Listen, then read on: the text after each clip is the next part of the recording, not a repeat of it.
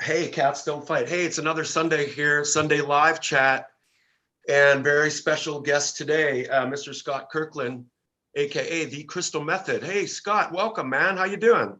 I'm doing very well, Kevin. How are you? Oh man, it's a pleasure to have you here today. It's a beautiful day in the neighborhood. You're in LA as well, aren't you? Yes. I'm. My studio's in North Hollywood. North Hollywood, California. Well, that's not too far away from here. Where are you at? I'm just off Barham.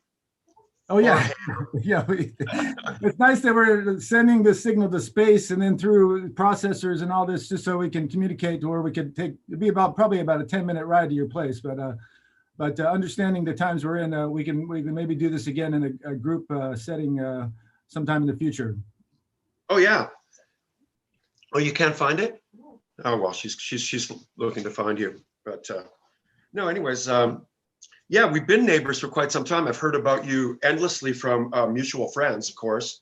Danny Carey's like one of my best buds for nearly 30 years, and so I've always heard about you through his crew, and then of course Danny Loner. Oh, the Danny and Danny crew, I guess I call them. Yeah, that's quite a powerful collection of Dannys right there. I mean, if you were, I'm not sure. Maybe Danny Trio would be a nice way to round that one out. Just that would be possible as well. Yeah. But yeah. We've actually I crossed paths. You reminded me before we jumped on here that we had a brief encounter and a brief meet at the Modular festival here in the sort of downtown area, if I recall, somewhere like near Dodger Stadium and that kind of area where there's lots of little shops and different places. Yeah, what's that place called? I can't remember. It begins with a T. Anyways, Terragram Ballroom. That's it. Yeah.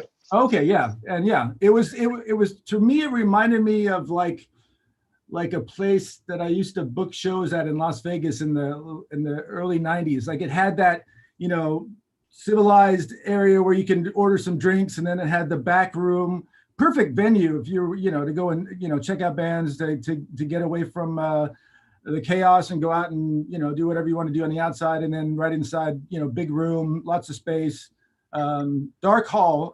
And you were reminding me that Daniel Miller was doing a set and I've always been fascinated with the world of modular and Eurorack stuff. And his experience didn't encourage me in any way. He said at some point, he said, yes, very deadpan, yes, get into modular and you'll never finish a song ever again, or something like that. Yes. That is a true quote. And he kind of displayed that in the sense that, when it gets away from you, sometimes it can just turn into what happened to him that night, which was, I felt for him because, when you're in front of people and then you were kind of trying to, give an idea about what his modular setup was, and you were getting like the equivalent of a metronome. Yeah, well, that's the tightrope you're sort of walking with that sort of equipment. I mean, I'm so used to, the tactile functionality of a synth. You only had two hands. You can only you can change things as quickly as your mind attempts to find the right vibe, but you can, with modular, you can also just go off the side of the cliff and never be able to find your way back because of some random LFO sync thing that is modulating something that is no longer playing to the right spot. And good Lord, I felt for him as well. But it was a fun night, and other people went up there, and he did eventually get some sounds going. I remember he got something, he got it going. But yeah, that's probably one of those. That's a nightmare scenario for any artist that's ever had to go up in front of. What if your stuff doesn't work? What if it doesn't play along? And yeah, we've all been there in one form or another. So it hasn't been too inviting to you otherwise, the modular Eurorack scene. Well, I have a small this Roland 500 series. Nice. And I did a demo with them at NAMM a few years back, and had a great deal of fun with it, and that was kind of unnerving, for me, just because unnerving, because it was not something I was used to. And again, going in that same sort of environment where you're, it was a much smaller setup, so I knew that I couldn't go too far off the rails. But at the same time, you're just trying to capture that little bit of magic that so often is so labor intensive when you're in the studio. You're finding the right textures, and you're making multiple runs, or you're back in the day I would just play, or Ken would play for 15 minutes with a DAT machine with the synth on one side and like a drum beat on the other side, and then use the sampler to cut into that 5 or 10 minute take of synthesizer action, and then carve that out. But within that world, you're really you really have to be precise, and you got to follow all the directions, or the recipe won't be the same. Yeah, that's important. That's really cool that you said that. I want to kind of retrace your evolutionary steps as far as your studio procedures go, because you guys have always had really tight production and tight sounds, but it was way more challenging when you guys were first starting to come up with as tight a sync as what we're talking about. And you were just saying there that you were using a DAT tape with sync on one. Well, what we were doing was, because we had initially had no real, it wasn't until maybe the ADAT came around where we were able to record digitally multiple takes. We did have a little 2-track, like a reel-to-reel thing, and but at some point when we just wanted to get a clean take of what was happening in the room, because back in those days we would have the DAT machine always there, ready to record anything that was coming out of the board, basically. And so we would have the beat going, and then we would pan the beat to the left or whatever, and then we pan to the synth that was being played on the other side, and then transfer that over to a sampler, probably not digitally. I think that we must have just resampled it back into it afterwards. So, and also, you had limited availability as far as RAM, in your, I think I can't remember what it got up to for the Emax 2, but for that first album for Vegas, it was the Emax 2, and Ken had he had an EPS 16 from Insonic, and so we would just he would sample a lot of the beats and stuff, because the Insonic had this, especially when they got in the ASR 10, they really had this real nicely punchy vibe to the way that it converted samples, and I would do everything else with the Emax 2, and then eventually, I had an Emax 1 and then Emax 2, and then we started then an emulator 4, and then the filters and the EMU stuff were just phenomenal. So you could take like an SH-101 jam that was being sent through a big mob or something, and jam and just get all these sounds, not really thinking about maybe we had some sort of part that we were following, but again, we were experimenting along the way, getting sounds, and then going back over, mining those recordings and sampling them into the sampler. And then I would have the trigger for the sample I was playing, and I just kept cutting into it. So I'd have this little off rhythm thing that wasn't played like it was, like I'm hearing it now, but now I'm in the session and I've got 0 latency on a sampler coming back through the board. Now I can understand, wow, this part is really cool if you landed on the upbeat or however. So and then you could use the filter to then take that same sound and maybe get the high biting frequencies that that one would expect out of a guitar or something like that. So yeah, they were that, and it was limited, but it was just the right amount of access to recording time and sample time that allowed us to get our ideas out and move forward. What were you using to sequence back then? Well, I had the MPC 3000, which we did a lot of stuff on, but we were always, our first DAW wasn't even audio, was Performer back in the late 80s. We loved, Performer was great, and then obviously they went into Digital Performer, and we used Digital Performer all the way through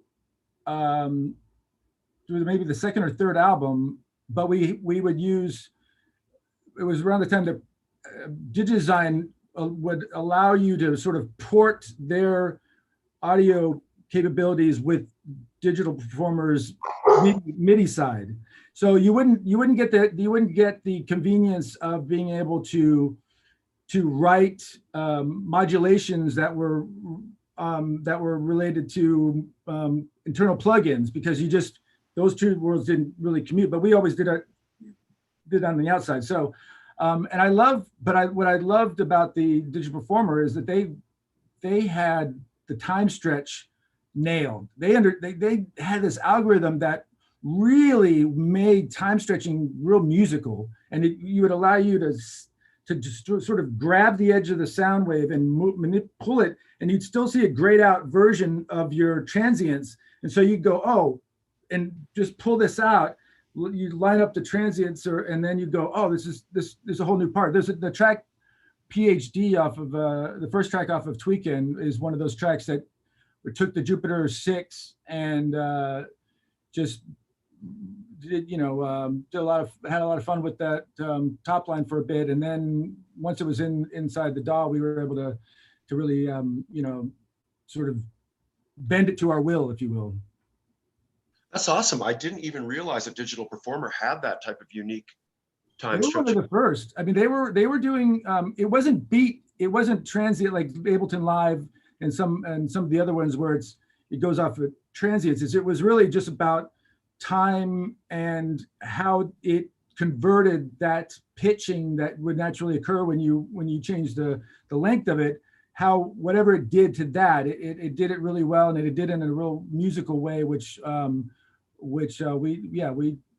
we had a lot of fun with on those first, especially on the, I remember doing a lot of that on the second album. But for Vegas, it was pretty much just get it in the sampler, play it. Everything when we recorded the tracks to DAT to do the final mixes, everything was running live, so we couldn't, it was very difficult for us to go from track to track. Oh, we'll work on Busy Child for a few hours and then go over to High Roller or She's My Pusher. We had to finish an idea and then put that song aside and then rush to get the next song done and then put that aside. It was, it's like it wasn't something that you could go back to with great ease back in those days, back and forth. Kind of an interesting method. So you're sampling your hits into your MPC 2000 and then composing a beat with that, but then resampling that with the Emacs. Well, we used the MPC 3000 for beats, and there was a track on Tweakin' called Blowout where I used all of the MIDI from the out, because you had like 4 MIDI outs of the MPC, so you could easily get the beat, because again, it didn't have a lot of sample time either. So you can load up quite a few drum samples into their.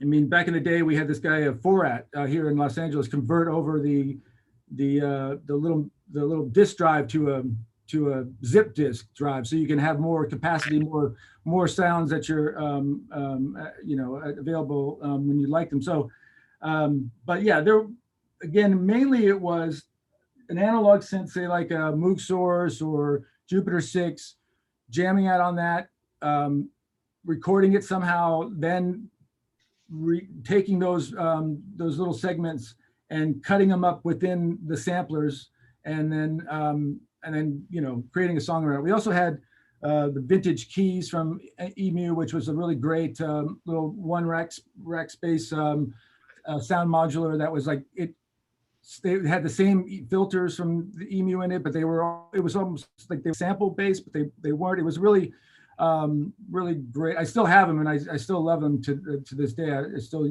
bring them up every once in a while, and because again they're just so simple, great sounds, simple sounds, effective sounds. So and then Ken had the Ensoniq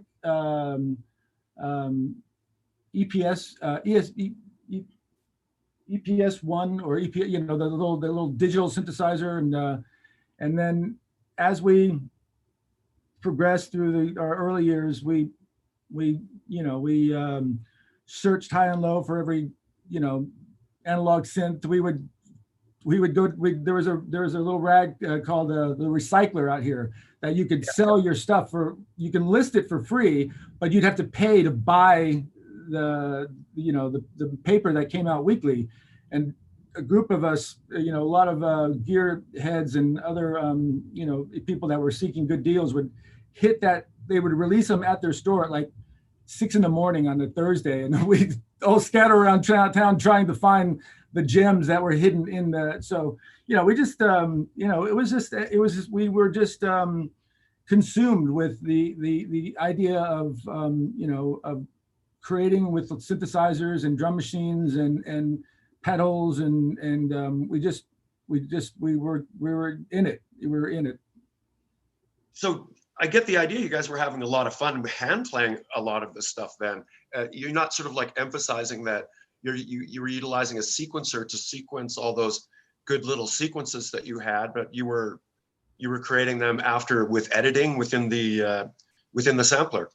Yeah, I would imagine, like we had on the first record, we had a Juno 6, which we did use the arpeggiator on that, and I think also maybe a few times on the 106, but we didn't have an external typical sequencer like one of my favorites I got much later, the ARP sequencer, the 1610 that goes with the 2600. Those two together are just tight as could be, and really can create some magic. But yeah, we've tried a couple of different little sequencers over the years, and of course have done some stuff later on with internal sequencers. But yeah, a lot of it was just played by hand and then sampled afterward. I mean, you kind of get the idea that you guys had a TB-303 kicking around. We never did. That's surprising, actually. No, we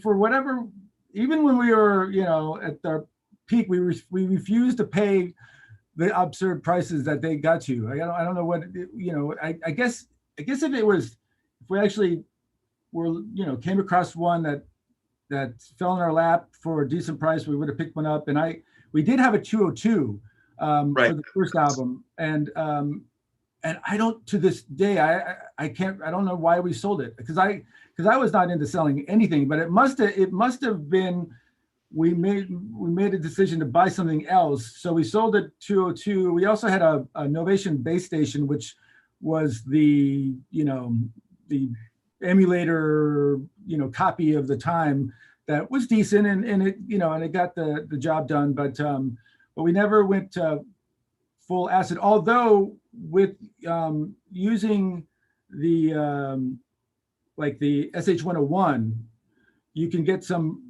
really gnarly biting sounds that I think that at times I prefer over the 303. For sure, and the triggering abilities too are also kind of like the unspoken secret of the 101 is the beauty of that sequencer. Yeah, being triggered by an 808 or some sort of external source. Yeah, we had like a yes.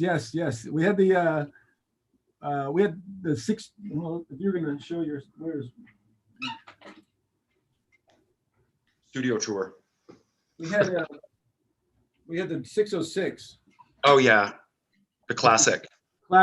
And get the old battery pack. This design is amazing when you think about it. you know, it can be made for pretty cheap. I mean, it's just plastic, but really well done and really well thought out. And the sounds were fantastic. The hats and the snare. And even when you do a loop, it's a real, one of those real subtle background, you know, viber things that doesn't have to, you know, be beastly and poke out. It could just be, you know, filling up some of the rhythm in the background. So yeah, that and then we had the 90, we have a 909. We never been, did a 808, though we played around with a few over the years. A friend DJ Swamp has a lot of that gear, so he's brought some stuff over the years. But and we had the CR.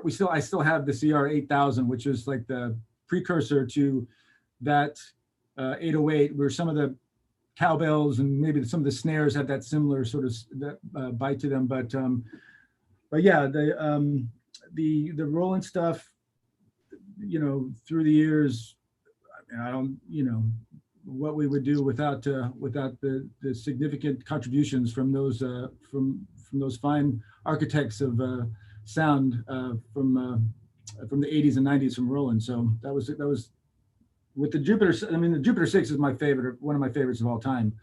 Nice. And I have an 8 here that we picked up. Again, we've refused to overpay for an 8, and I had a Google alert out on a Jupiter 8 for probably like 6 years. And one day I checked it out, and there was somebody selling a Jupiter 8 for a very reasonable price. And so I called him, and he says, "Oh man, I just sold it." And I'm like, "Oh no." So I called our assistant. I said, "Just use whatever you can get him to bring it over," because he was going to go meet someone in a Ralph's parking lot or something. And so we tell him we'll give him more money and he can come by our studio and hang out. And he's like, "Yeah, cool." So he did that. And so so we were able to pick up the 8, which, you know, it's a glorious synthesizer. And I think of it more like an investment on something that's really never going to go down in value because they're so well built and their sound is sort of timeless. But it never really fit really well into our sound. I mean, it's a really fluffy, you know, beautiful synth. But although I did use it a little bit on this new album, and I'm hoping that piece will end up on the album. But yeah, the Roland stuff has always been really good to us. We'll get into the new album. I really love it, by the way. I gather, are you talking about a new album, though? Yes, I'm talking about a new album. Oh, okay. Yeah. Since the Trip Home. Yeah, the Trip Home came out about 2018, and was really the first album. Was the first album without Ken. So Ken, my partner for 20 plus years, he retired, went down to Costa Rica with his lovely wife Janine, and just went off the grid, basically. You know, they were like, you know, done with it. Not a bad idea. Yeah, not a bad idea. You know, small, sustained house in the beautiful jungles of Costa Rica, right near the coast, and he's enjoying his retirement immensely, and I'm, you know, super happy for him. But you know, I decided to continue on and invested in, you know, everything that was, bought the studio full outright and all the gear, and started really getting back into it. And the first track from the Trip Home that I really felt that was a significant step forward. Again, you know, you want to just be able to have the confidence that you're going to be able to do something that's going to be different, but also still sound like you. So the track Holy Arp, which was the magic that happens with the 2600 and the sequencer. Is you have the 2600 back there? Yes. Yeah, I just picked it up. I was going to say I left it there for your Holy Arp track, because I agree, it's a killer track. Thank you. And so I gather you used ARP 2600 on it as well. Yes, it was. It became.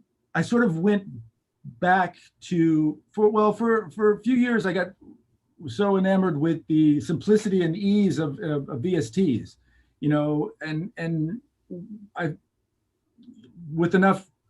I thought in my own, maybe I just wasn't hearing things right, but I thought that the small differences in tone or sound quality were made up by the ability to modulate things, record modulation, retrack modulation if you wanted to, change modulation, not be so beholden to the moment, which, but I was wrong.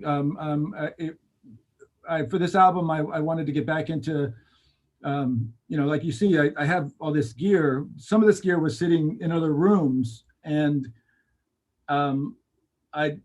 because the way that Ken and I worked, we needed the space to be able to, for us to move around, but collectively be able to work in the same space. So I started bringing synths in, and I started thinking to myself, like, why am I searching for internet porn or / VSTs when I have the harem of sexiness behind me? I mean, yes, they're not going to always play along, but they're going to be much more rewarding if you get to spend some time with them. So I kind of went back to that same process. Obviously, much more audio recording time now. I could record, fall asleep at the wheel for 24 hours and let one jam go.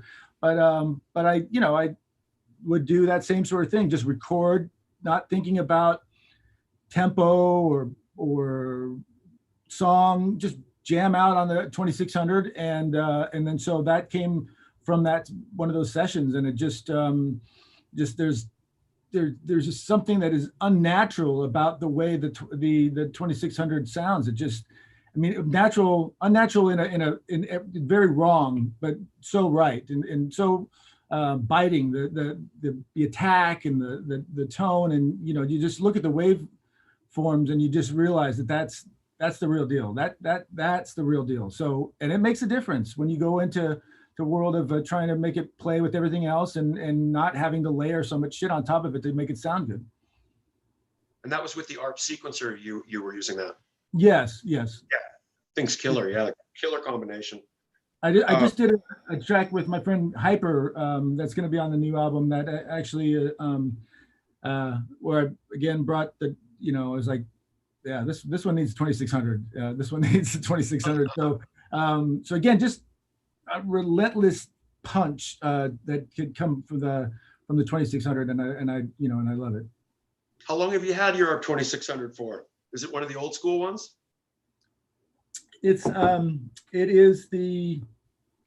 one with the correct filter, though we did purchase it, and we purchased it, I think, after Tweekend, but it was in the shop on and off for I think for about a year or two while we were on the road, and it had to have I think the filter needed to be replaced, or some other components need to be replaced. But again, when it came back, and then a few years after it was back in the studio, then I sought out the sequencer, and then the two, were like Vader and his lightsaber. They were ready to go. There's something about it is so unique and simple, but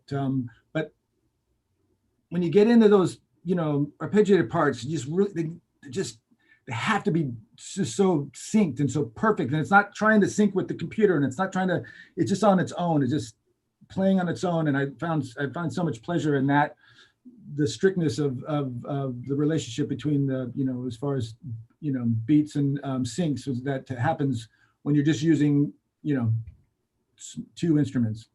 I really like your philosophy of getting your hands dirty on the synths versus going through the multitude of VSTs that are available these days. It just makes it that much more fun. I pulled out mine recently, recently, because it needed a couple of tune-up things, and I took it in, and they know how much they're worth now. So it's like, oh yeah, that service repair will be $1,000. Okay, well, I guess. Where do you see? I'm so wary of that. We had a really great guy for many years, but it was like about $300 worth of parts and $700 worth of him thinking it's boutique enough that he can charge that much. So it's kind of a drag in that sense, that you pay the price. local place then, right? I've seen. Yeah, yeah. Yeah, because I won't say the name. I won't. You know, the guy actually ended up. You can tell me offline. But what's interesting about that ARP is that I had it in a part of the studio where the back was in this corner facing this dark corner anyways. And I realized a rat had come up and eaten all of the Tolex off the entire case. So I don't know if you see it there, but it's like, it's got like natural wood grain. It looks like it's like straight out of like the old school. It's just crazy. Look at this. Oh, wow. Look at that. Oh, so yeah. So the rat had enjoyed the pliable crunchiness of that cardboardish sort of facade. That's yes, that makes that probably made good bedding, I would imagine. I would for just thinking like a rat. I mean, if I'm if you gotta either that or the Tolex actually has some bit of leather in it. So it has an element of animal product that it got some nutritional value out of. Well, anyways. Wow, bedding and a meal. I yeah, yes, you're right. Yeah, mine's in it's only temporarily taken a back seat here.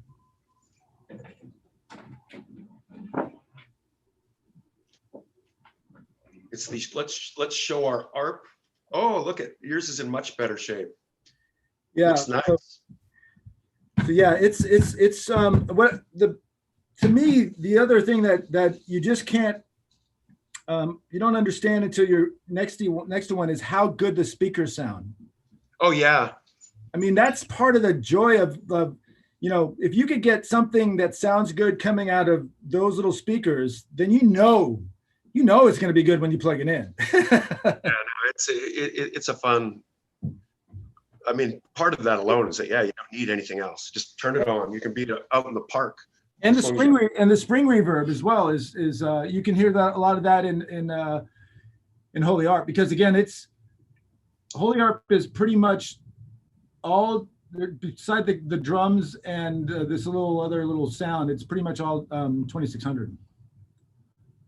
So I wanted to say, like, I know that this is in 2017. Ken retired, and you did the trip home on your own. I guess I just have to say that, man, Turbulence is a fan. I think it's my favorite Crystal Method track. Oh, thank you. The vocoder, lush breaks. The moment of truth, like the sound of the melodies and just like I was going to say, did you record that one in the same studio? Because it just seems like the density of sound is going like even further than ever. Well, thank you. I worked with my friend Glenn Nichols, who's a UK artist by the name of Future Funk Squad, and we both had this real appreciation for that process that we were discussing earlier, the tactile, hands-on. And so Turbulence came from the Jupiter 6, and nice. And Glenn was sending it through some I had one of these old Mackie boards, and we're driving it, to its breaking point, which again, in the analog world, it is much more less destructive than you could if you were obviously in the digital world. So or with the digital dealing with headroom and all that. So you could really push it and I got Justin, my mate Justin Chancellor on the Moment of Truth, and Matt Lang, who is a really talented electronic artist who instrument. Everything is an instrument to him. He's really good at the world of Eurorack, and he's got this amazing little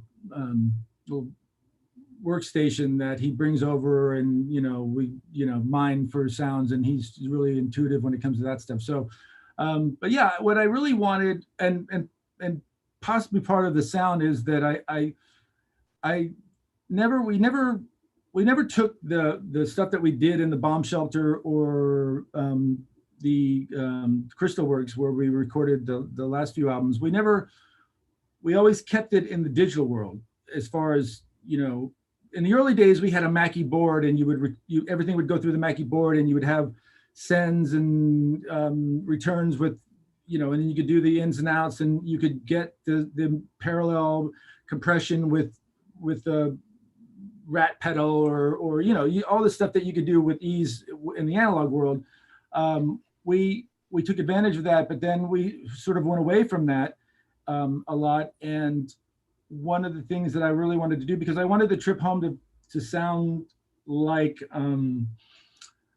a score to a movie that you wanted to see, or a moment in anyone's life where something just seemed to gel, and the you know, your life wasn't so consumed with stress and the realities of you know, being an adult, and you know, we all had those days where we were younger and stupider, but we were happier, and we thought we were happier, but it was a good time. And so I really like that concept. And again, going back, I wanted it to feel like the album that came between. If you were to write a movie about Vegas and Tweakin', what would that soundtrack sound like, in a way, you know, and just kind of, so there were some pieces that were put aside, and I've actually, hopefully we'll be able to bring those to life for this next album that I'm coming out. But that was the goal for the sound. And I wanted to send it through a board. So we reached out to a friend, Tony Berg, who was now the managing director, producer over at Sound City. And they had, you know, again, they had sold the Neve board to Dave Grohl, and for a few years they had a different board in there. But when Tony came in, he you know, he found you know, he wanted to keep the tradition of Sound City being about, you know, Neve. And so he found in Canada, I think somewhere, they found something that was close to what they had in there. And so Glenn and I went in there, and we sent everything, all the stems through the Neve. And then we, with nothing on the master channel, just getting the sound as good as we can get it in that room. And the Neve is just has all this warmth and texture and the summing and just the quirkiness. You know, you'd be resetting it to reset one of the, you know, little chassis, because it was, you know, it would be like, you know, like Millennium Falcon, like, you know, like hitting it, you know, to come back on, or to send signal again. And so it added all these imperfections, but it also just added this depth to it that was that you can really hear and feel, you know, when it was released. Yeah, it sounds killer. I noticed it pretty much, you know, right away. I was like, God damn, this is like fleshed out. The breaks are, it's beautiful. There's some really adventurous sounding breaks. That's what I appreciate about it. It's like the you know, there's a surprise to be had in the mood changes. Yeah, and those mood changes are some beautiful, you know, sounds and stuff like that. Are you getting that all from hardware too, or do you ever like stop for a minute and say, okay, I'll use Omnisphere for... Oh no, yeah, no, I definitely, I have my favorites over Omnisphere. Obviously has always been one that they gravitate towards. Definitely like the UE stuff, the 1 and the 5, what are they called? Zebra and some of that stuff. And then, yeah, I tend to find myself in a pinch searching for something that maybe a little bit more easily, you know, found in the moment, because that's always the challenge, especially, you know, when you're in your own head in a room, you know, by yourself, you know, working on something. You know, you don't want that idea to leave, because you've got to go plug something in and bring it over. If sometimes I'll capture something, and I have used the Prophet 6 from Dave Smith and the OB6. Those are both specifically in cabin pressure. The Prophet 6 is, you know, a substantial part of that middle section where everything breaks down, and I'm really a big fan of what, you know, Dave and his team has been releasing over the years, so yeah, and the idea, you know, you just don't want to lose the idea. So sometimes I'd play it out on a soft synth, and then if I felt that it needed to be replaced, then we'd go down that road. But sometimes you just find, you know, I mean, there's a lot of quality stuff out there for sure. Do you use Performer again on this album? No, I use fundamentally I'm in Ableton all the time. Although Pro Tools, I do use Pro Tools, and I did when. So after we left Sound City with those stems, Glenn and I went back and forth, and then shaped that to be what was eventually released. So so that some of that was done in you know, Pro Tools, and he works in Logic, and I can find my way around a Logic session. Some things about it I just still don't to get, but yeah, unfortunately, Digital Performer, although I'm sure they're still making, you know, quality product there. We sort of separated from them a long time ago, and you know, never sort of looked back. You got to move forward. Yeah, although I do wish I mean, I still have some working version of it, because again, all of those early projects were done in Digital Performer. So I've had the thought a few times, especially when it comes around time, oh, there's going to be an anniversary of this or anniversary of that, you know, going in and bringing up those sessions, because the other thing is about a lot of those early sessions and going into the even Legion of Boom was that chunk of material that was played out and just sort of dissected for certain parts, you know, thinking about how, you know, maybe making sample packs from some of that stuff, or you know, working with someone like, you know, getting a pack through Omnisphere or whatever, you know, some that always has been intriguing to me, but yeah, I've moved forward, but yeah, still have great memories of the process with Digital Performer. You're definitely experienced at collaborating with so many different people. And I noticed the results that you were getting with the collaboration of La Castlevania. Who's La Castlevania? La Castlevania is a very talented producer, artist that goes by the name of Dylan Island, and he's kind of been that little brother, if you will. You know, we first met at EDC Festival here in Los Angeles many years ago, before it took off to Vegas. We were doing a live set and at the downtown at the whatever the big Coliseum, and he was so kind. He came up to us and introduced himself, and he said, he goes, "Oh man, I can't tell you how many times I sat in the back of the classroom in my high school years with my hoodie on and my headphones just like dangling and listening to Vegas." And it really inspired me, and you know, I just want to, you know, thank you for, you know, for that. And so I immediately transferred back to me being that same kid, you know, with the Walkman, you know, listening to, you know, Black Celebration, or, you know, a friend. Most of the stuff that was shared with me was stuff that I didn't think I was going to like, because I was all heavy metal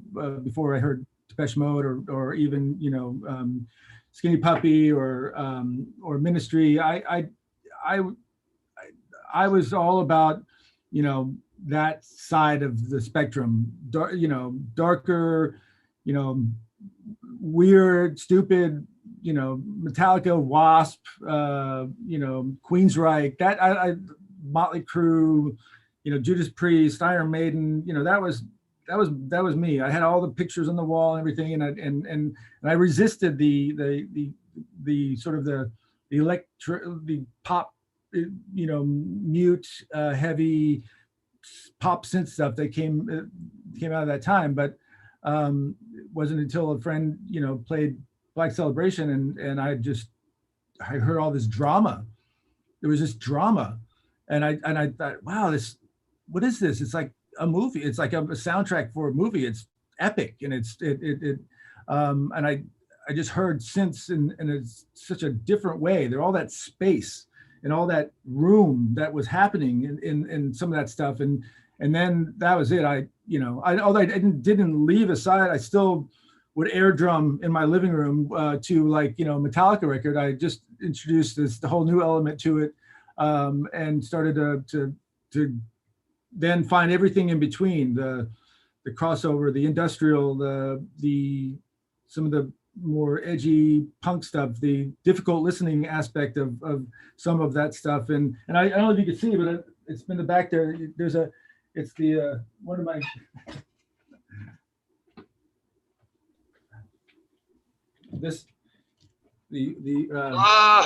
I think I recognize that. Which Wow, I'm honored. which when I started a DJ when Ken was a DJ in town, working at the local radio station, actually programmed the station, and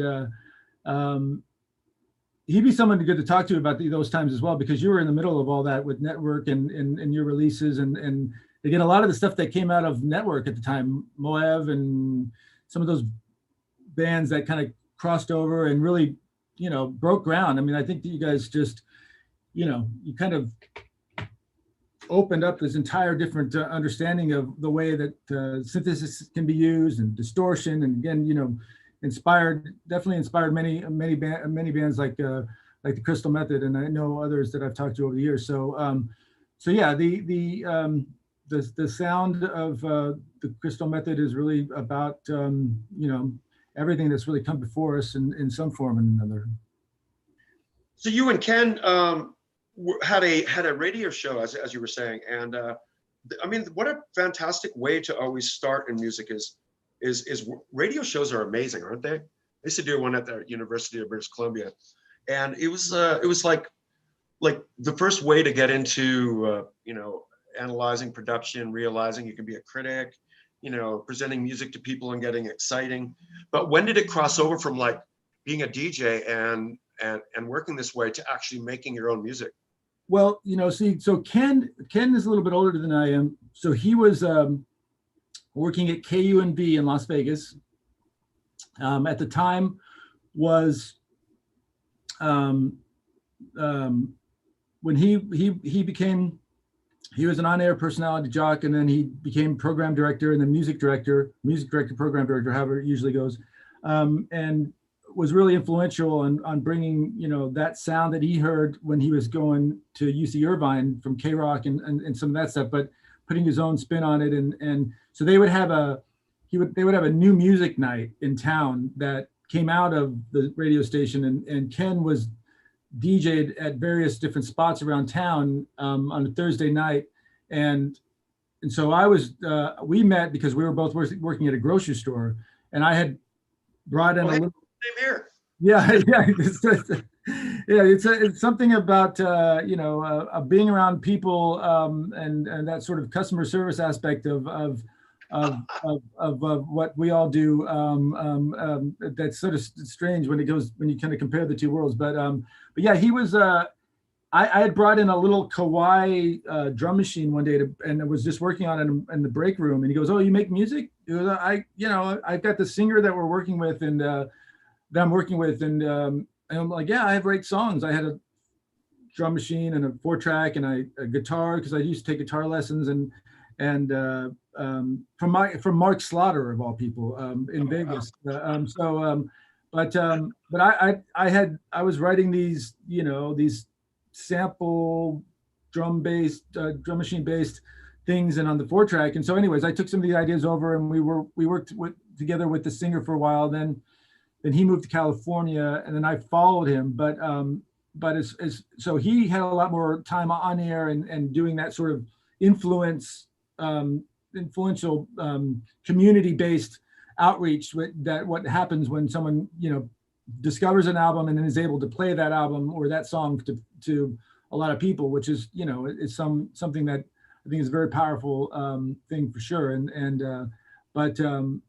Yeah, so it for me, I was never I took over. So when Ken moved, the new music night was kind of like was down. Maybe they had like 10 people there a night, but I would just carry his records in, and they won't card you if you carry my records in. So I did that for about 6 months, and I got to know everybody in the club, and just walk in. All the bouncers knew me, and when Ken moved, they asked me if I wanted to take over spinning. I was like, yeah, sure, yeah, absolutely. And then that went well for a while, and until I lost my wallet in the club, and they found my real driver's license and my fake ID all in the same wallet. So then not shortly after that, I ended up moving to California and continuing the production with Ken. But yeah, it was I loved going out, and again, at the time there was no rules. There was no bottle service. There was just like a dirty fucking club with a sound system and a dance floor, and you could just play. You could get people in to drink, that's all they cared about. And I played, Jane's Addiction and Depeche Mode and Skinny Puppy and the Smiths and Cure and whatever odd electronic records that I had at the time, and just put together a set. And again, that's kind of where I really appreciated the blending of all these different genres, and didn't really worry about any particular type of sound, just whatever sounded good. And then you came out to LA, and everyone's kind of talked about the bomb shelter studio, that you guys had a bomb shelter in the front yard, and I think it was featured in one of the Rave documentaries. Yes. Super vibrant rave scene here from 93 to, well, probably before that, 92 actually. I remember Dwayne, my partner in the band, just lost his mind to the first time he ever heard a sen, or some of like the real first rave, hardcore rave stuff. And he turned into a guy that from that point on, he was wearing Ren and Stimpy underwear on the outside of his pants, and he had a cape. He had a purple cape. Were you guys part of? Did you get involved in the rave scene when you moved out to LA? Yeah, when I first started coming out in 1990, Ken was clued into all this stuff, and he goes, we're going. He goes, I've been a couple times, but we're going to go to this party. And it was we're talking 1990 and we went downtown. It's like one of these things that I just still such a significant moment of understanding of like because I came out of Las Vegas where everything was bouncers and ID and jocks that would bounce, because it was right across the street from the university. A lot of jocks, like that, a lot of testosterone, a lot of like, what'd you say? Fuck, that kind of nonsense to what down in the middle of fucking nowhere downtown, walking with no one on the street, like a rat crossing the street, like then all of a sudden you'd see somebody in a, near a phone booth or, and you'd go up and you give him $20 and he'd give you a map location, and then you'd end up walking down these container paths and warehouse district, and you were just thinking like, this ain't gonna end well. And then you turn the corner and there's a room with rave flowers and beer and a bunch of beer in the middle of a big block of ice laid out in the ground, and DJ playing and people just dancing and without bouncers or and I was blown away. I really appreciated how free everybody was, how it didn't, you weren't you restricted by race or by dress or by anything really. you just got down and had a good time. And so we went to a lot of those over the years. And although I think I went, some of my pants might have gotten a few big for a few years. They did these Janko jeans that were, I didn't go full on, but I mean, and I didn't have all the the plur and the feathers and all that nonsense. But yeah, for all those years, that actually the track "Moment of Truth" is that title is inspired by this club called The Truth. It was from the guys that eventually turned into Moonshine Records. Well, they were doing clubs, and it was at the Park Plaza, which I'm sure you've been to over the years, which is a beautiful venue, downtown area. But they had this big ballroom, and it was full on. Michael Cook, Steve, Marcus Wyatt. There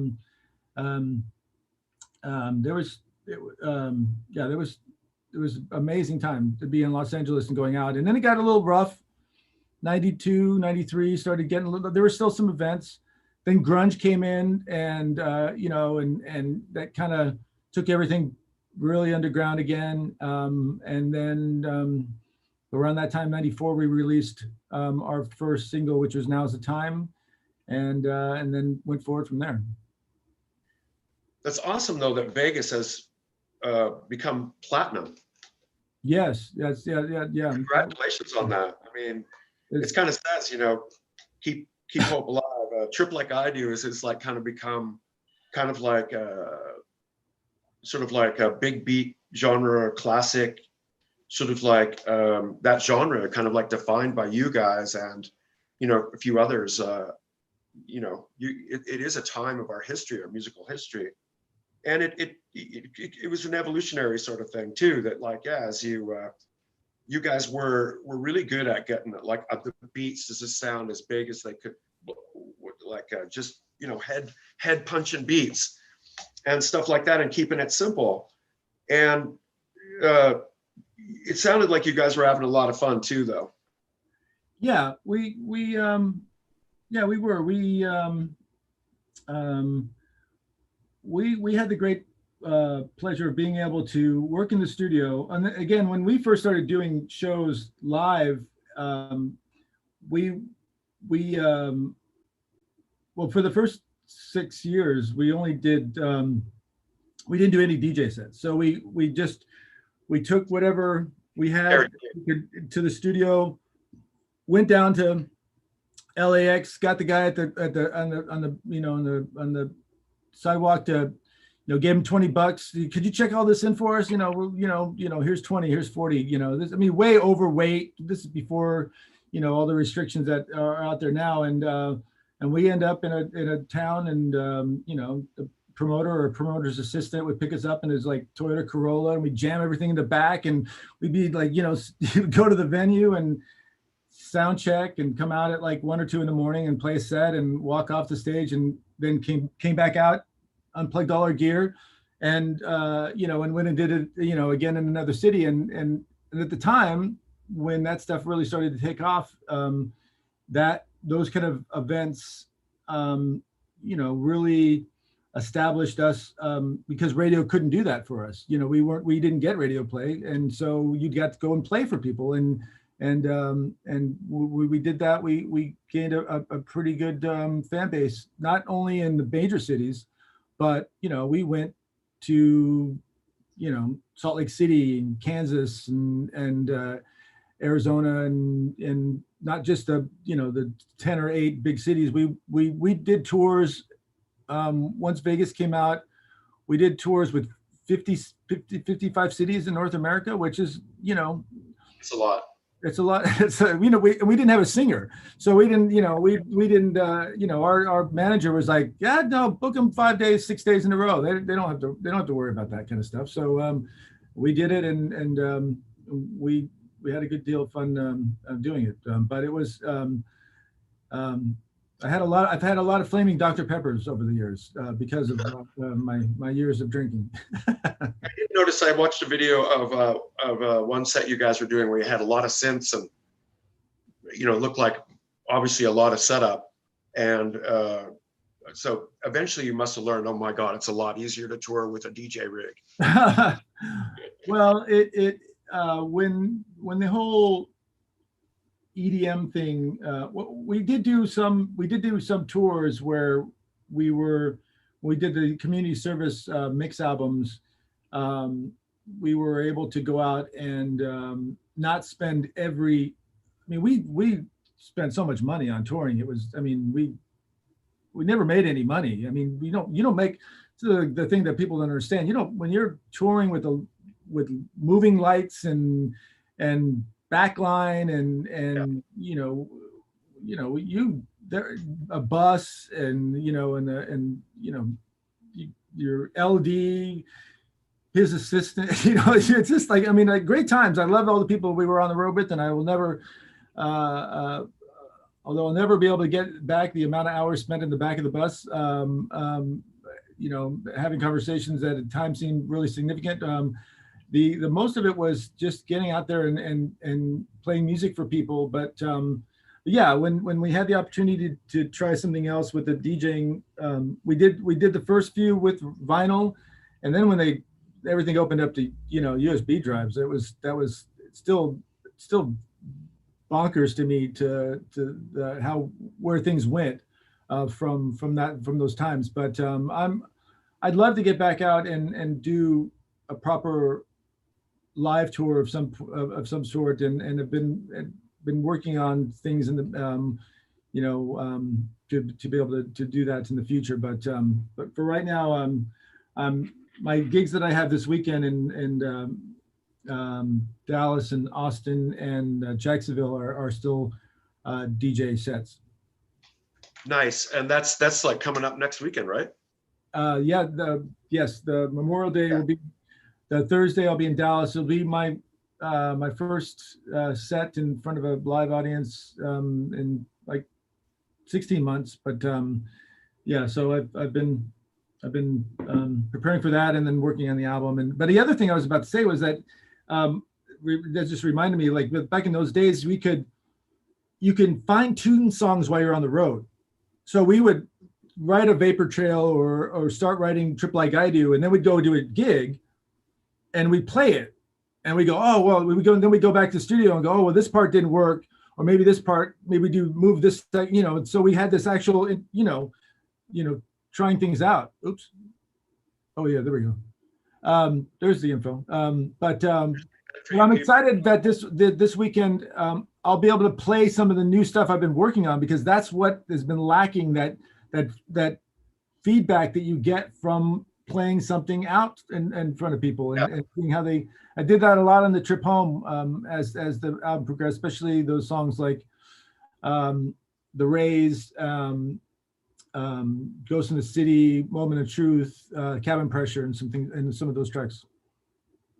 Nice. Yeah, you guys, you've definitely been, it's interesting as a band that you're able to slip in with hard rock bands like Tool, for instance. You've recently toured with Tool. You've played all the Coachellas and the Lollapaloozas and the Big Days Out, the Bonnaroos, basically also slipping into festivals like Ultra and Burning Man and stuff like that. I think you might be one of the only bands that can actually slip around into all of these niches effectively. Yeah, we did Family Values in 1999 with Limp Bizkit.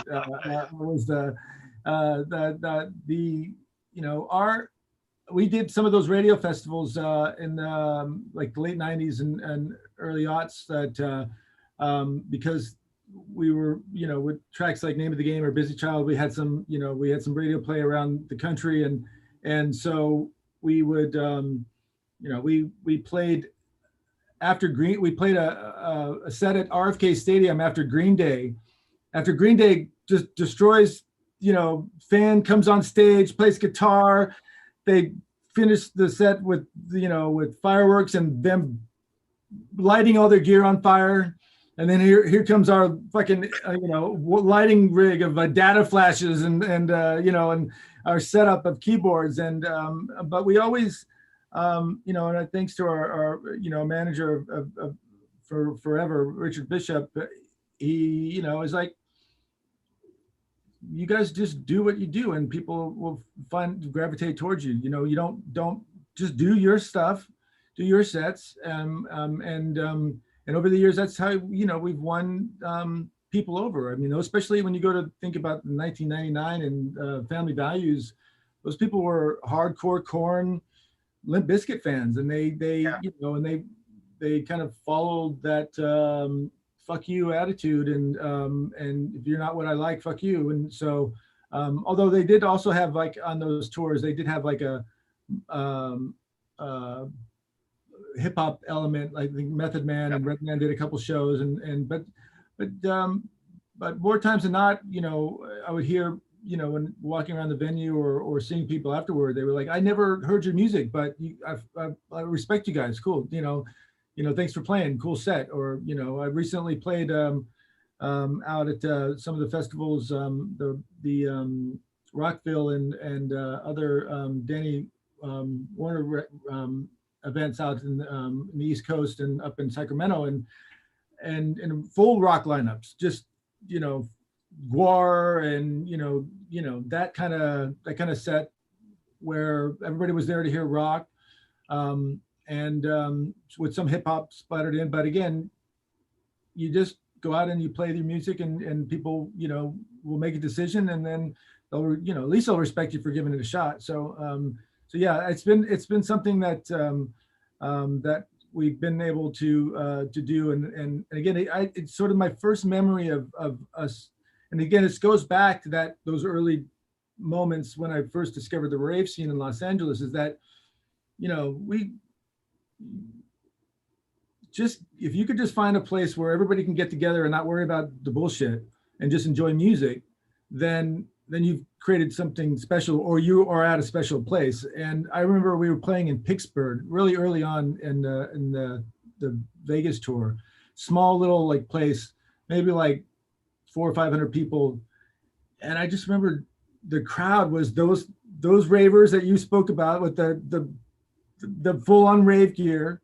You had jocks, kind of a jockey, kind of collegey kind of, you had dudes with biker kind of looking dudes, and everybody was just in this crowd, and everybody was just going for it and having a good time. And I thought to myself, wow, this is really something that we can bring these different crowds together, and everybody just have a good time and not fucking worry about shit. So that's so we followed that. If that's the vibe that we can create, then let's continue to create that vibe.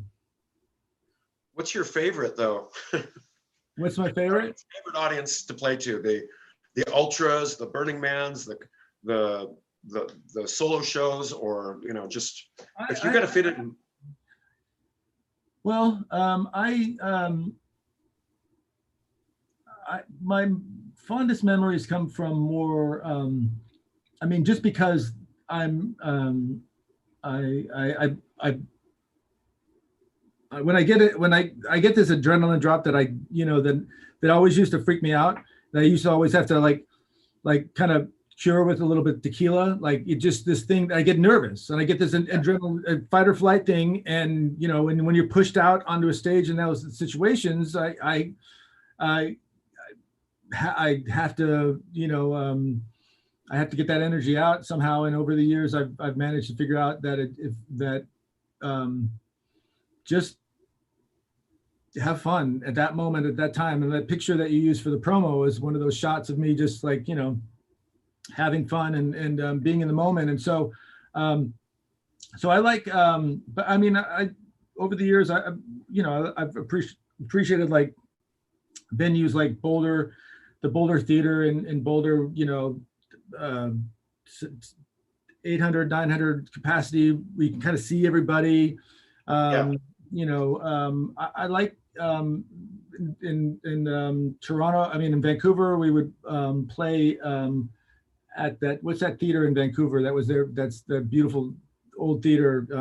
That's The Orpheum, Vogue, which one? the Commodore, the Orpheum, The Commodore. Yeah, We probably played it at many different ones over the years. But then in Seattle, there's that other room that's, there's a room that's kind of like that. That's probably not open anymore. But I mean, I really just, I tend not to have the best experience in an EDM environment where there's a bottle service or there's some sort of distance. I like setting up right in the middle of it, so sometimes for many of the EDM years, they would create these little pedestals for you and you wouldn't, right. like, oh, he's up there, and it's like this godlike bullshit, which is like, no fun at all. So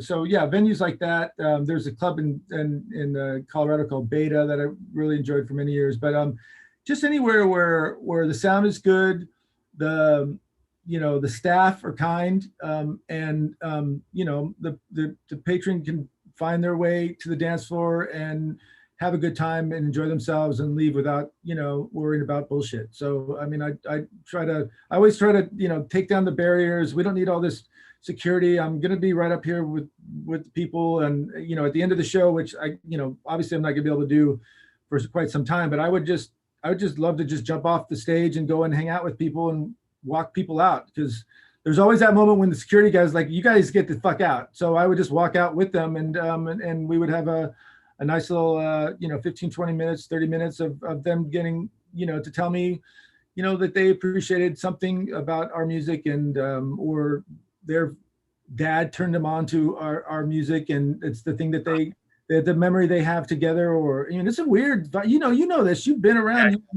You second generation. When you get the second generation, when you get the moms bringing their kids, or the kids bringing their moms and dads, that's a trip, dude. That's a full-on trip. That's something that you really you have to appreciate when you're in the moment. You definitely got to talk about this. No, that was. Is that your new setup? Okay, so that was a Halloween show for this live stream that I did. That setup is is sort of my that's what I came up with when I did Tool. So that's immediately what I thought. Danny Carey kicked so years ago, because I'm one of these guys that love going to rock shows and metal shows and all that. And what is always set up, no matter what, when you go into a venue, is the drums. The guitars and the bass are all in the back. The drums are always there. So I always love the. Now that was at I think that was in Sacramento. Sacramento. Yeah, that was I think at one of the rock festivals, or I'm not sure actually, but there was a couple of them in the last few years where. So that rig. So we many years ago we. So there's many components of this rig. There is the CDJ guitars. Oh, these pictures. I don't even know where that's. Oh yeah, so there it is. So that picture was the original Pioneer, who we've had a great relationship over the years. They came to us and many different artists and said that we want you to create a piece of art with the CDJ. We don't care what you do. I don't care what you paint it, do whatever you want, create something that reflects your relationship with the instrument. And so I always loved the CDJ because of the way that, I could treat it like an instrument. You could pinch like a small little sliver of something, and you get that little sine wave. And then you could, with the effects and the pitch, you can create this. You could create a synth sound, kind of basically with a little sliver of any song. So we were designing this thing, and I was walking around the studio, and I was carrying the CDJ, and I just thought, well, what if we did this built this thing that was like a good, like a guitar. And so my friend Steve McSwain, who was this really amazing guitar designer who was in LA and now he's up in Portland, Steve McSwain, McSwain Guitars. I went to him and I said, I have this idea. Would you help me build it? And he did. Ken and I went. We had this idea. Ken designed the whole the platform and all the different things. We used the artwork from their album, and we put the keyboard at the bottom. And when he first handed it to me, I thought to myself, wow, this is like an instrument. You can actually, you could put a strap on it and you can wear it. So we were about to do a tour called the Identity Festival. And we went to Pioneer where we said, because this was theirs for, they auctioned it off. Somebody won this in an auction and it was to benefit some charity. So we went and he said, could you give us the funds to build 2 more of these? When we do, we'll give one to you at the end of the tour or whatever. So we did, we built it up. And so there's a couple shots of me wearing it out. And it's freaking heavy as hell. But there's a festival, Lollapalooza in Chile, where we're wearing it out. And it's, you got this umbilical cord with all the data cables and power. And you could walk out and just mix from, there's a basses, there's a pickup in the top one for the bass. And I would use like an iPhone GarageBand app to anyway. So anyways, long story long here. When I went to go play out with Tool, I had this idea of a drum kit. So we actually had these 2 18-inch fake drum kicks that we created many years ago when I really wanted to do this idea many years ago. And so it all came together, and I started to do these for festivals, for DJ festivals and for events where I was again in that rock world, and people wanted to see something that was not electronic, because you can't stand up. A lot of EDM DJs, they play in front of a screen, or with screens are all part of their aesthetic. And so I really liked the way that you could do some fun stuff with a rig that felt more organic and was more something that people can understand. I think it's taking that with Tool. Now I want to continue to expand on it a little bit more as we go forward.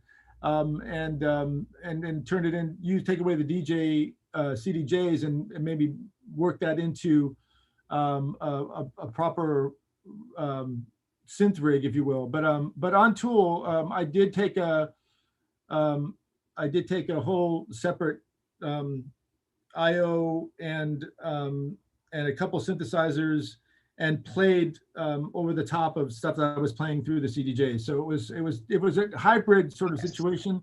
But I didn't do any mixing. I didn't do any like beat matching on Tool. I just started something off gnarly, played it, and then jammed out over the end of it, and it survived. Yeah, I guess that would be heavy. It looks pretty heavy. Yeah, there's a great shot from that thing's so sexy though. It is very sexy. Thank you. It's so self-contained. It's so easy because the piece actually came from years ago. We were trying to design this rig for this Divided by Night tour, and we had farmed this design out to this company, and they brought it. We've been waiting all this time. We spent thousands of dollars on this design, and it finally showed up, and it was like so underwhelming. We were just so devastated. It looked like crap.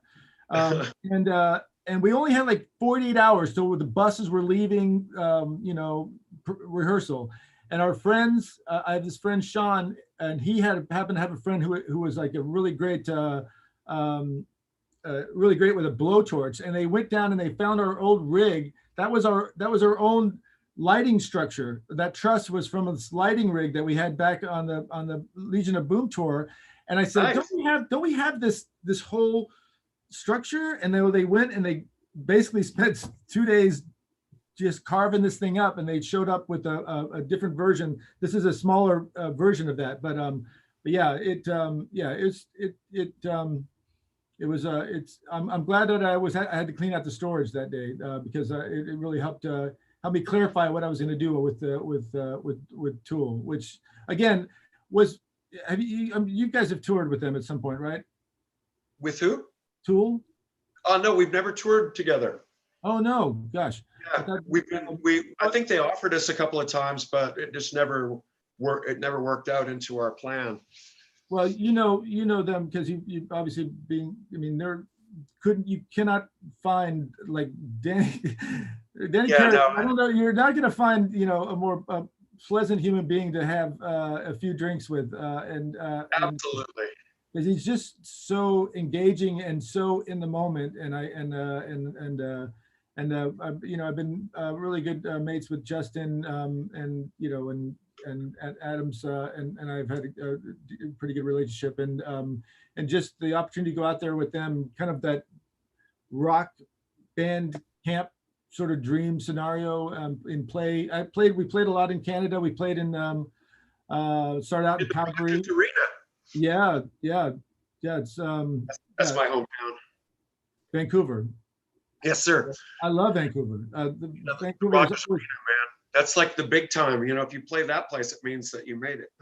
Yeah, yes. Well, it was always it had usually had about, what does that place seat? About probably 17, 18,000, something like that. Yeah, you had about, but when I went on, you'd have about 3,000, and then by the time it was done, it was pretty much almost there. And yeah, it was super fun. One of those, we played at the Gorge. It's a beautiful venue out in Washington. But yeah, amazing time. And again, kind of one of these things that you were talking about earlier, the ability for the band to be able to assimilate and not, change anything that we were doing, but just find our way into all these different environments, and have fun at the same time. Yeah, Burning Man. Have you ever been? Have you ever been to Burning Man? I've never been. It's remarkable. It's really remarkable. And I saw some pictures of you playing there, and it looks like a lot of fun. Sorry, I have this timer on the light. That was.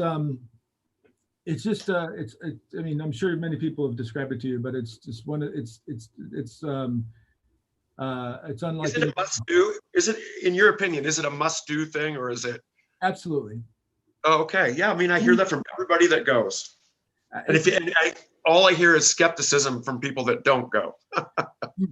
I don't want to go where there's a bunch of sand and hot. Yeah, the thing is, you never really, maybe growing up in Las Vegas, that doesn't really bother me as much, but it's so unpredictable. The weather is really unpredictable, strangely enough, because you could have dust storms, you could have excessive heat, you could have the excessive dryness, you could have a random wet rain sort of situation. Very rarely does that happen, but there are the occasions where it's hotter or colder than you would have thought. But it's good to do it in a camp that I was fortunate enough, but the both times I've been there, to be part of camps that were really comfortable. Not the last one was the few years ago when I went out to my cousins and good friends from the Bay Area do this camp where they bring everything out and set up these tents and create this environment that's so comfortable and so you just assimilate. You find your way on a bike in the middle of the playa, riding out to some bar that somebody told you about, and on the way over you check out some DJ that's on some float. It's just really, I'll share some other pictures and some other thoughts with you, but we should definitely, it'd be definitely something worth doing if it ever does come back, because it's unlike anything else, really. And it's not about drugs. That's the thing. You can't even openly smoke there.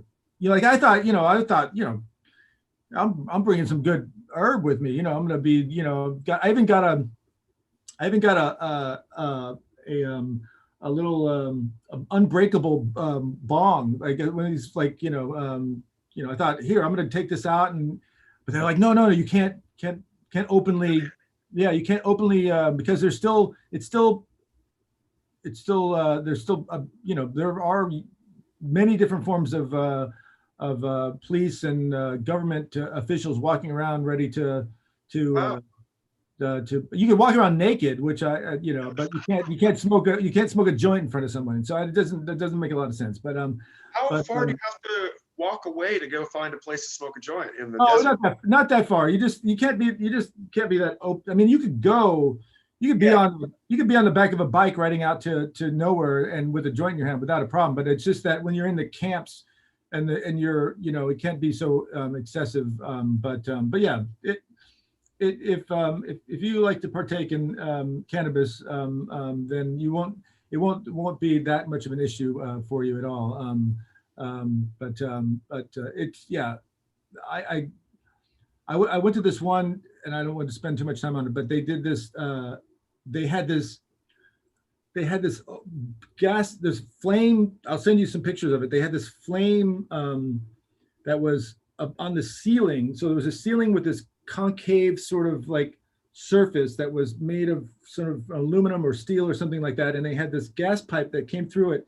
And because of the way that the wind wrapped around the room, it would breathe and it would do this real unnatural but natural at the same time sort of movements. And the whole room had fire all around it. The DJ was playing the set that you would think someone would play in that situation, very tribal and very techno-y, but you're like, it's almost like you're in another planet. And then you'd walk over 100 feet, 200 feet, and there was a giant pyramid, like an actual pyramid built in with this real melodic, techno-y, like real kind of vibey, not aggressive in any way.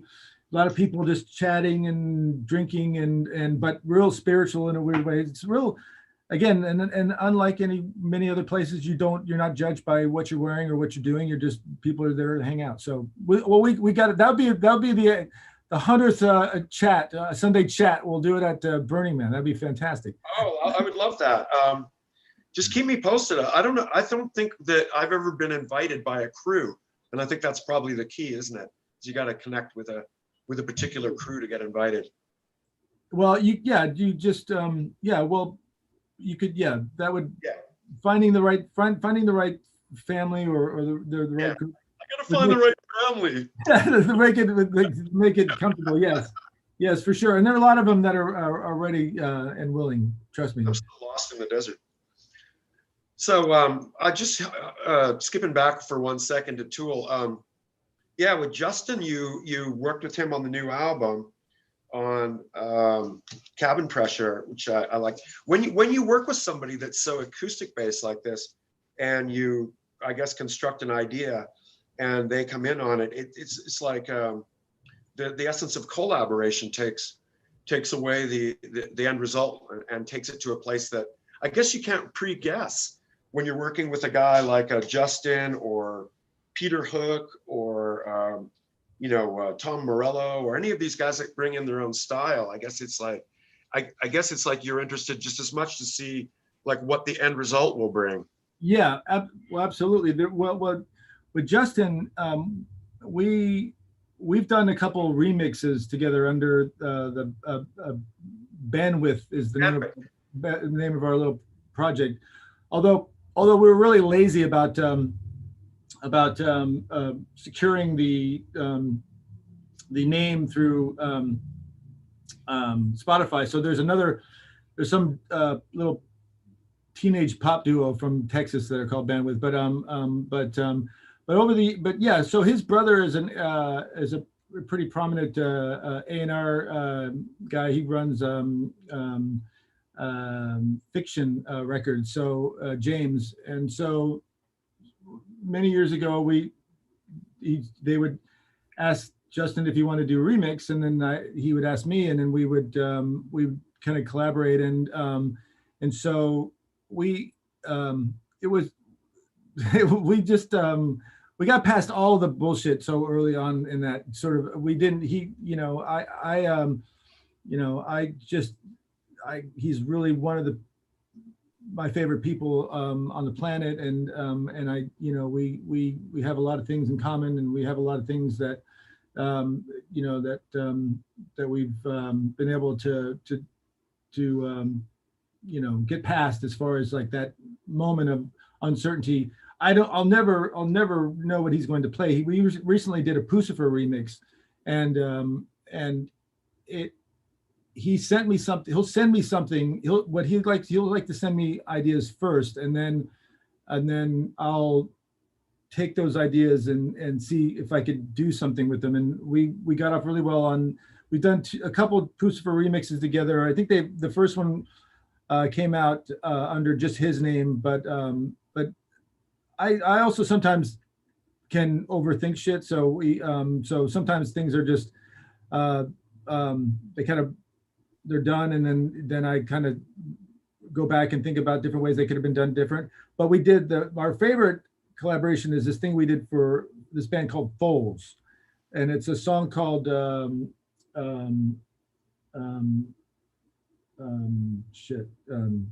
is it called?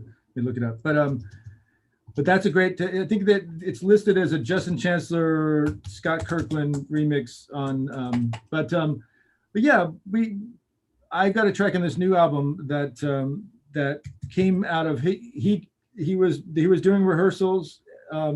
He brought he had this bass that he just picked up, this like 60s beautiful Fender, just the most amazing bass I've ever like heard in my life. So pliable, just bends to his will without going out of tune. It just truly like this rubbery, just perfect instrument. One of the best basses I've ever heard. And he brought a little octave pedal over, and he just jammed out. I go, well, I'm working on this, and he just jammed out on something, and then he left, and then I was like able to go in and, like I used to do in the past, take a session of ideas and cut that up, and that's turned into this track that I'm actually doing with Danny Lohner and his girl Hannah. That I'm nice. Fingers crossed that we'll be able to finish this song. Yeah. I would love to hear that. I'd love to see. Yeah, that's Danny and Hannah. That's a killer. It's going to be fucking awesome. But yeah, so with someone like Justin, we have this really great relationship, and so you know we get past a lot of the nonsense. With someone like Peter Hook, he obviously someone I've idolized for so many years, and was just in awe of from the moment that I met him. And he was also somebody that was used to doing things this way, and he's like, okay, well, you know, just play me the song, and I'm just gonna feel it out for a few songs, for a few rounds, and like, you know, like just stuff that he just started to play naturally, instinctively. Was he 2 or 3 times, and he goes, okay, any of that stuff you like? Oh yeah, this stuff. Okay, play it again. And then as we went on, things started to open up a little bit, and I was able to ask him specifically to do something slightly different, but that was only after he already laid out lots of magic and lots of amazing takes, and a real melodic, memorable, just such a. There's really no one else like him out there. Really. The influence he has over the melodic aspects of that band, and just there's just no one else like him. He's one of a kind. Yeah, he's signature. I mean, in a lot of ways, so is Justin, because no one actually realized how many parts actually is coming from Justin and Tool. Everyone thinks it's coming from the guitar. I was just listening to Latterus recently, and I was like, he's doing all that slide stuff at the back end of it. I'm like, dude, that's just so, because it's him. You just know the difference between a bass slide and a guitar slide, and it's just so again, he's like fighting for his space. The thing I love about that band is they start out, all four of them are on completely separate islands, and it's at some point all of a sudden that you look at the dial in the right way, and they all lock in, and that's when the like true magic in the riffs. But they all seem to like be like feeling each other out, like some sort of gladiators in a an arena, and then all of a sudden they attack someone else, and those that are in the front of their their musicianship is blown away by what they can do collectively, and individually obviously they're all amazing. Danny, no one else like Danny Carey. Yeah, no, I mean the sweetest guys. We were lucky enough to befriend them. We traveled with them to Japan a couple of years ago because they were doing that final show with Black Sabbath. So we're like, oh, we can't miss that. Oh, you were at that show? Yeah. So we so badass. I wanted to go to that show so badly. We were like, oh, we can't miss this. Yeah, we were yeah. all our friends. And then after we'd hooked up about 10 of our friends with Danny, I was like, we can't miss this. So it was like we went but Danny and Justin took us out for a couple of meals which I'll never forget. It was like, one of these like, the stereotypical super, super classy, expensive Japanese restaurants where it's just like, oh my God, I don't even want to see the bill.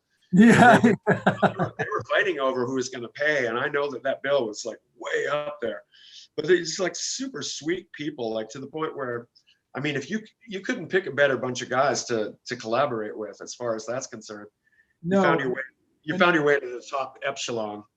Yeah, and when you mentioned Morello earlier, that was one of those experiences where and I really learned a lot from his ability to block out all the noise. Like he was in the middle of the band breakup at that time when we were working with him for Tweekend with Name of the Game and some of the other tracks on that album. But then none of that was ever, he was so business, but he was also really in the moment. Like the riff from Name of the Game came from not something that was done while the music was going, but was done while he was just warming up.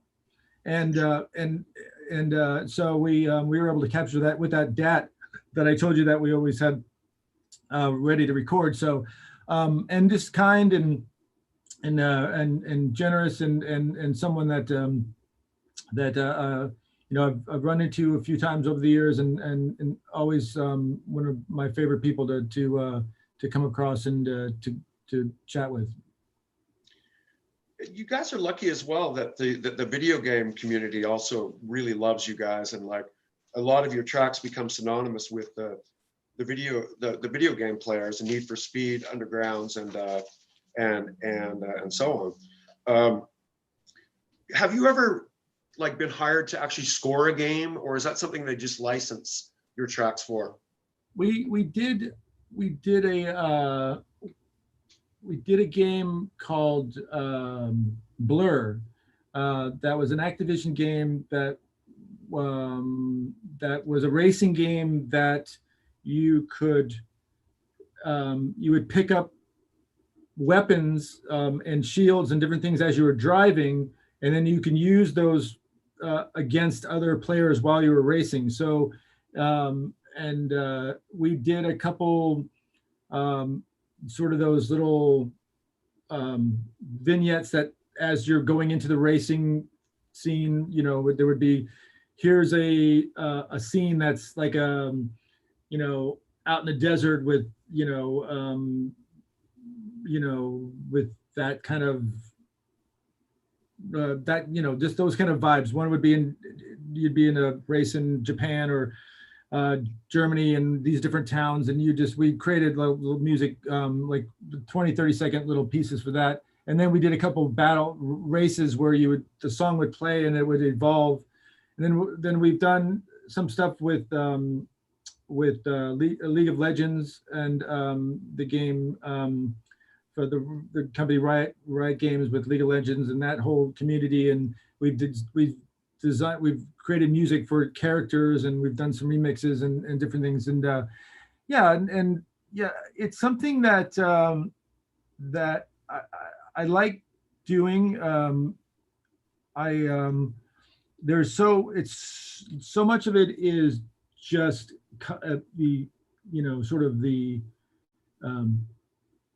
nothing that like, again, you do something that's only 10-second song. It's interesting, not necessarily the format I'm used to working on. I do like doing scoring for picture.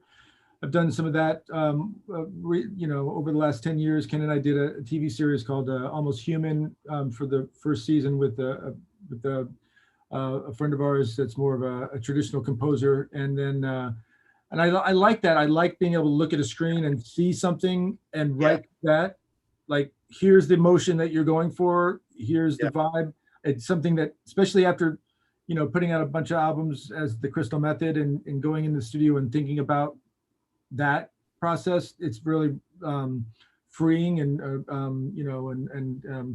it seems like something that, it was something that I really enjoyed, and I still do every once in a while. I'm doing this, actually, it's this Guillermo del Toro animated series called Troll Hunters, which is on Netflix. They have it's a trilogy of shows that are produced by DreamWorks and that are on Netflix, and created by Guillermo. And so it's Troll Hunters and then Three Below. Three Below is a series that everything happens as one town. So they approached me about writing the theme for that. And so I did the theme for that, and then did a couple of scenes, scored some scenes in one of the episodes. And then for the new movie that's coming out, that's called Rise of the Titans, Troll Hunters Rise of the Titans. We did two scenes, 2 or 3 scenes, score to picture, and wrote the outro credits theme. So, so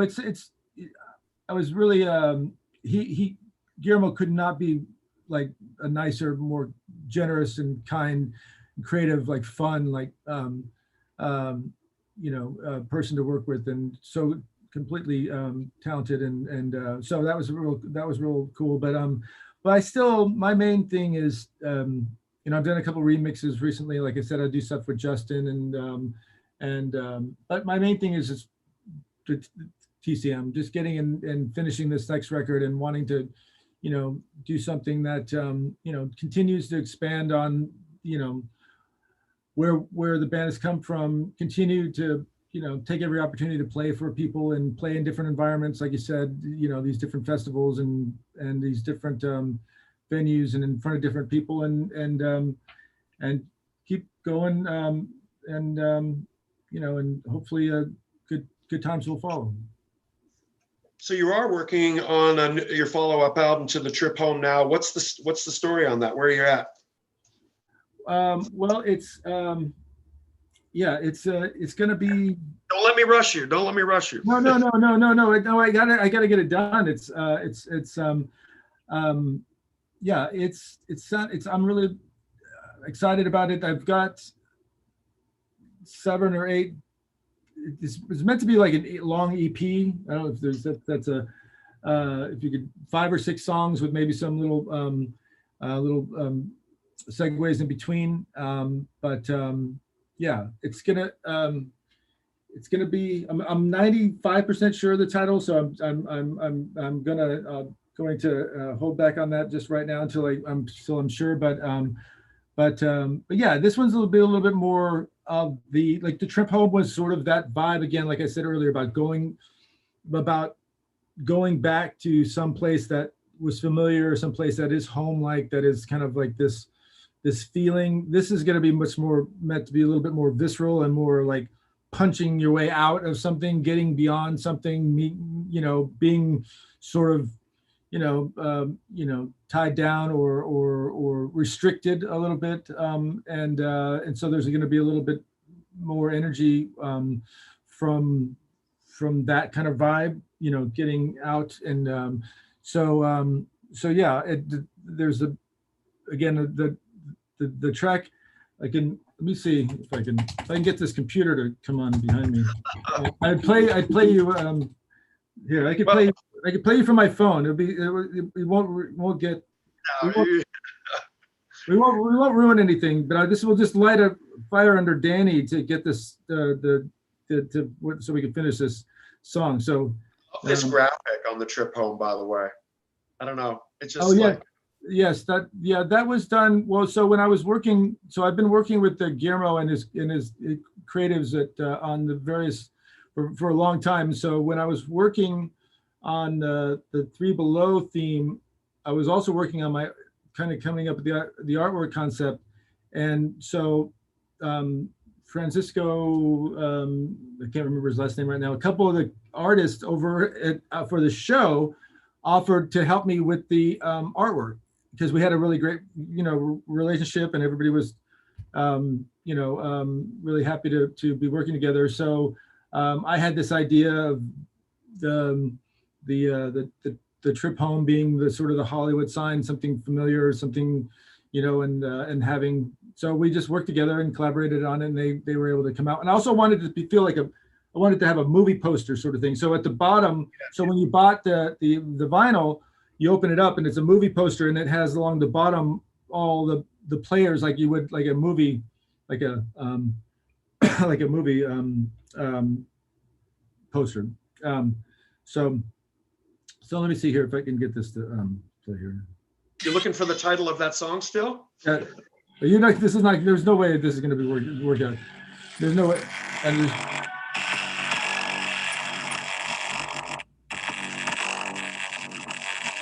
wow, that sounds fuzzy. Your hesitation marks on my skin. All is shining. You picked a black cloud up above us. Oh, why don't you hang with them? It's silver lining.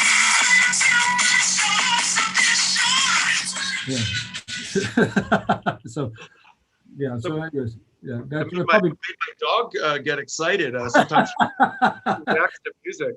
Yeah. So, it's a good place to start. It's a good place to start. You got to start with the canine. The canine gravitate towards it. You get everybody behind him.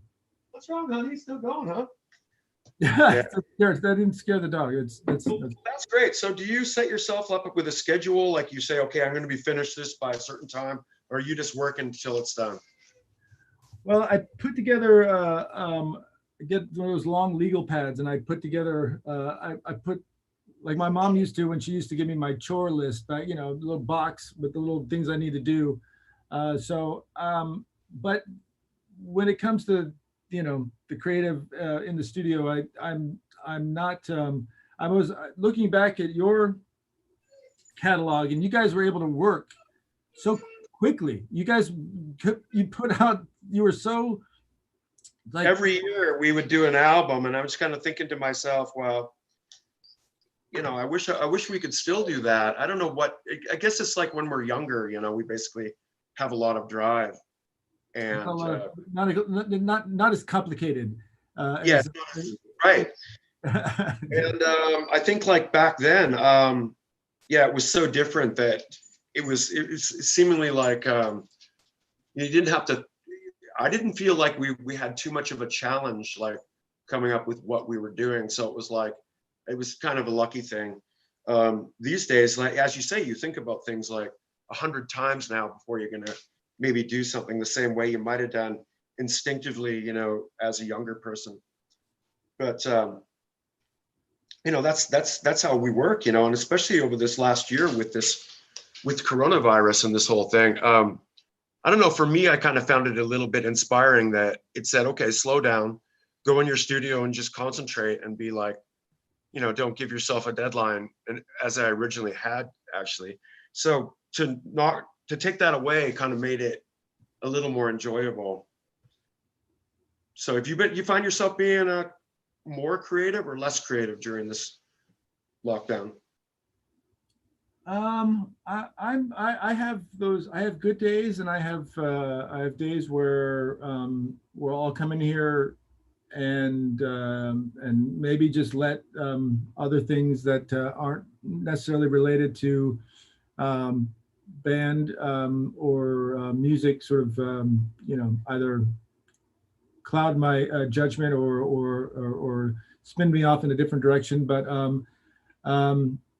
yeah, it's I get so much from the not only do I get this knowledge of whether or not a track is working, playing a track to a crowd, and is something that I guess I used to take for granted, but obviously not having that has been something that that puts a little bit of doubt on whether this part is right or wrong, or maybe I'll overthink it. But also there's also that getting out and mingling and seeing different places and experiencing different cities, and which is also inspiring. Although by doing that, when I would do that on the weekends, it did take me out of the studio for a couple of days because I got a family, and so I've wanted to I've wanted to do. I thought about this, and when it first started, like I'll have time to really get in the studio, and for whatever reason, things have been a little bit more complicated than that for me at times. But you do what you can do. I kind of like said to myself though, because I had already done a lot of work, and then I got to the lockdown, and I said, "Man, I'm lucky I did all that work first, because I don't know if I would have been too inspired to really start something the same way right now." It's like you don't really have like that the impetus for the start spark. It's like I had all, but the start spark was like, okay, that's like simmering over here a little bit, and yeah. So I kind of hear what you're saying, and that's how I interpret it for myself. It's like, yeah, good on some levels, and then not so good on other levels. Because let's face it, inspiration is inspiration.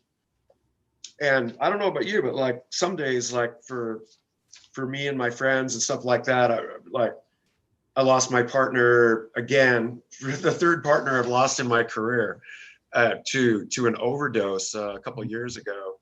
And I think like for me, the biggest challenge is this type of person was your sounding board. This is like the guy you shared your ideas with, and they gave you creative advice, bounce back, and you worked with. And then when they're gone, I feel like 99% of like the challenge is to find out how you're going to do this for yourself. Did you find that a challenge after you began to work on your own? You needed to like just have somebody to bounce something off, or some type of thing. Yeah, absolutely. Yeah, absolutely. Because when I worked with Ken, it was really it was a really simple process for me. If I can make Ken happy, then if I could create, if he walked in or I played something, or that he liked, then that excitement and that enthusiasm would bring me forward. While at the same time, there were times when I'd play something and he just wouldn't feel it, and then I'd then I would be like, okay, well, maybe this isn't that good. And there are plenty of those ideas, if you will, that are still sitting on the shelf. But there are a few of those ideas that did resurface, and and he's like, oh wow, I didn't hear that the same way as I hear it now. Where he would. So again, totally missed that. And I feel for you. Your loss is obviously much more devastating, and not only dealing with tragedy and grief, that you also dealing with the realities of not having that other person that allowed you to understand, good or bad, what it was that was going on in the studio. So that's an incredible challenge, and I feel for you. But there is a finality to the unfortunate, obviously, nature of someone passing, and someone retiring. Obviously, different results, but still, Yeah. he's not picking up. I'm not sending him stuff. I'm not. That we're not. He's done. He's done. He said he's done. So, and although we did have a couple opportunities to hang out while I was working on it, so I'd play him stuff. It's really those moments when the idea is fresh that are the most important moment that really take something to the, because a good idea can light the fire for quite some time and inspire a great deal of continuity moving forward and understanding that, this inspired this, and then, you get something. Right now, it's sometimes I'll write something and then I'll shoot it off to a friend or listen to it, a few days later, or I've got quite a few of those, and none of them are really that spectacular, but with those ideas that you start and then they fizzle out on their own, or you just don't really get a great response from someone. But I do still have a few friends that I can send stuff to, and but with COVID, we haven't had the opportunity to get together. So my friend from England, he would come over and we would, hang out for a couple of weeks, and things would move pretty quickly when that happened. But obviously that inability, and then I've done some Zoom sessions with artists to do some work for some trailer kind of things and some other, and I appreciate that because most of the people I'm working with are really talented and can really, flourish with or without me. But it's not the same energy as being in the room with someone, for sure. Yeah, that is for sure. And man, I'm psyched to hear like your new stuff and everything. Is it true that you're also going to be working with Jean-Michel Jarre on some new stuff?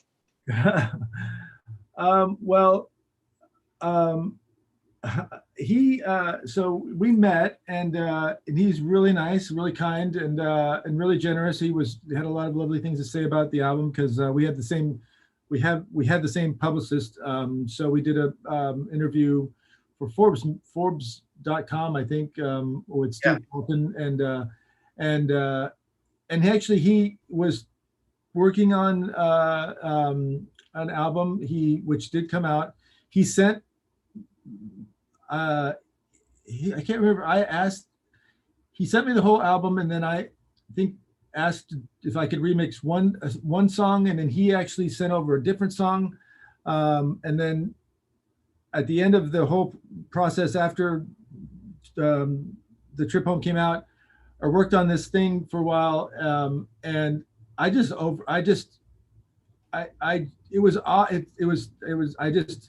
was more like a remix, and it wasn't supposed to be a remix, but I don't know.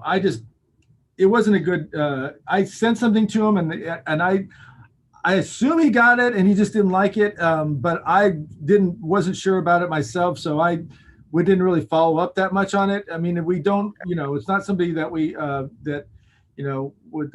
we have a relationship with, but I mean, I'd love to take advantage of his,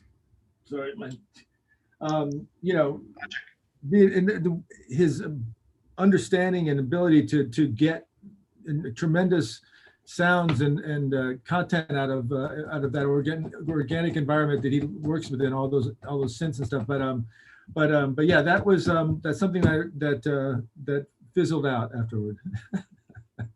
I think it's just the fact that you guys are talking. I mean, that's kind of an honor, and that it's kind of like talking with one of the great classic composer guys, and being respected that's just a great feeling, right?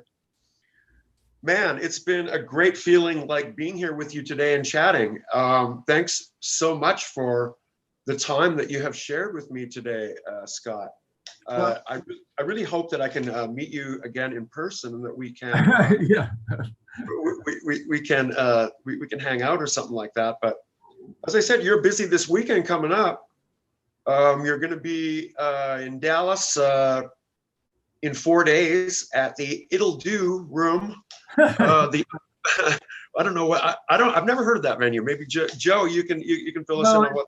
it's I think it's more of a nightclub that is it's more DJ oriented. The Empire Control Room is a more of a classic venue in the heart of Austin, with great outdoors, sort of covered stage, and then Myth is another one of the more traditional nightclub sort of venues. But yeah, super.